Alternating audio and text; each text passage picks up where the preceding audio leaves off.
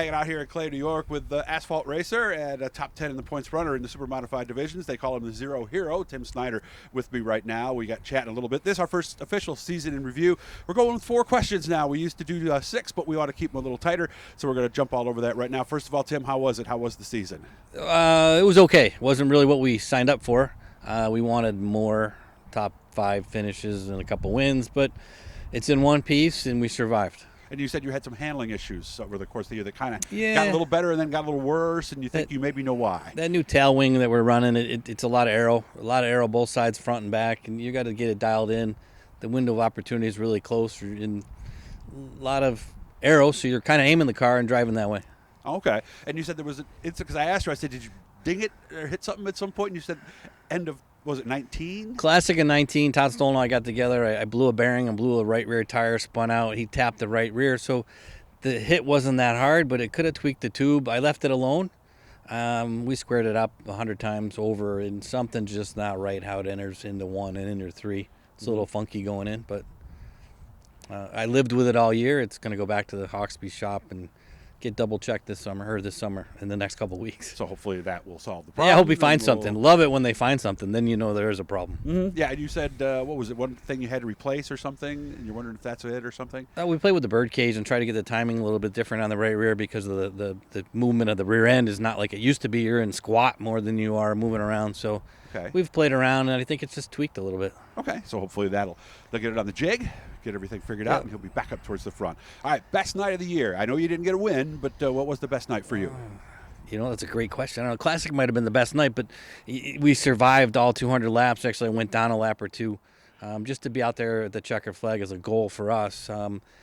There's so many good runs that we fumbled at the end and lost some spots. I think I go with Classic as being rolling it in the trailer is the key to succeed at Oswego because of the cost. Okay. We got to be careful on what we spend and be able to bring it back next week. What happened in one of those where you, as you said, fumbled at the end? The wing show, we didn't put the right setup in it. The car was all over the place. Too much rear spring with the ISMA wing on it.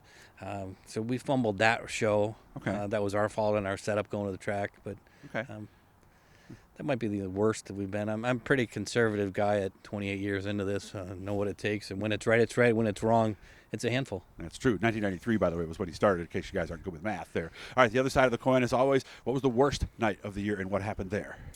I think the worst night was the first Classic in the year. We ran 2 Classics this year, and we were starting to get that thing working pretty good. And I'm not sure. I think Mike Lichty was in the 11. He spun out going into 1, and I kind of wound the car up and just unloaded, and it was like floating on ice. And really?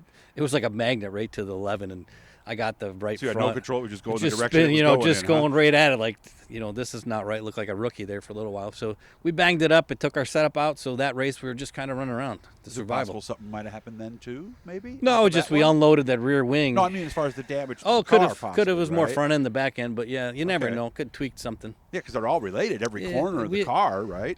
We have a jig table that we put it on from the old days of the Graves days, so we know where it is, but it's not the same as what Hawksby has at his shop. Okay, and was it a long enough time? Because it is kind of an eerie feeling when you're, oh no, I'm going to hit him, and it seems like it takes forever to get there, right? Slow motion. Then you feel like a complete ass at the end when you run into him. Like, that should never happen, but it happened. So. Yeah, and then they look at you kind of like, what happened? I'm a rookie. Of course, it's tough to see. I mean, I know that wall you don't see in the middle of the corners. Like somebody can spin in the middle of the corner. You don't see them till you're almost right on them, right? No, you trust the flag guys. I mean, we had a couple incidents where I got into somebody that spun, and there's very little space to go. I mean, you have to aim and move. Hopefully the car bites and gets around a bit. There's things that happen. Obviously, 2021 was a different season for a lot of different reasons. But outside of the obvious, what else was different about this past season? Well, it was different. The wing package is the biggest difference. We go to the track and try to have fun. We don't put a lot of pressure on winning. We put pressure on surviving and doing better than the week before. That's how Oswego is for us. But we have a good time. We try to make a good time.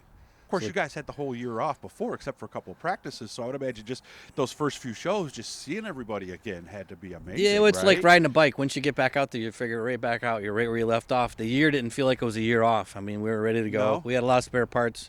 The guys told me to go crash the car a couple times, so they they had did. enough spare parts so I could push it harder this year than I did in the past. Well, let's not take that to heart It- too it- much. I did you take it know? to heart. Well, I also saw, at least on my side, I don't know if it happened this way at Oswego, but I saw a lot more give and take early in the year, but at some point that changed and people got real serious again. Did it kind of happen that way up at Oswego too? The funny thing is, I think we all talk about give and take until you put your helmet on and get in the car. Oh, is that what it is? Yeah, you get out there. These guys want to run as hard as they can. Yeah, so I'm going to show you your nose. There Yeah, goes the give and take right there, right? You're going to it's give me that spot or I'm going to take it, right? Yes, yes. That's the true give and take Right. right there in racing. Optimistic about next year then? Obviously, we'll get the car fixed and everything? Yeah, we're looking at putting an engine together and get something a little more speed. There's a couple of wing shows at the track. ISMA, MSA are going to do a shared three-race venue, series, so we're going right? to do a 3-race. So, we're kind of looking at that. I'm not sure what the rule package is going to be for Oswego. They're kind of dragging their feet and getting to some stuff. So we're concentrating on those 3 wing shows and maybe some traveling around. Okay. And with Otto gone, is this the start of at least from weekly competition, is this the start of a new era? Does that open things up for a guy like you and some other guys? Always, but Otto's never gone until he's gone. Oh, yeah. Racing retirements are like rock it's like and the roll, old days right? with Jimmy Champagne. He might have been gone, but when he comes back, look out. Yeah, yeah. And racing retirements don't always stick the first Right, time right, either. right. It's like a Coke machine. You got to rock it a few times. I think we've all retired at least once or twice in our season. Have so. you?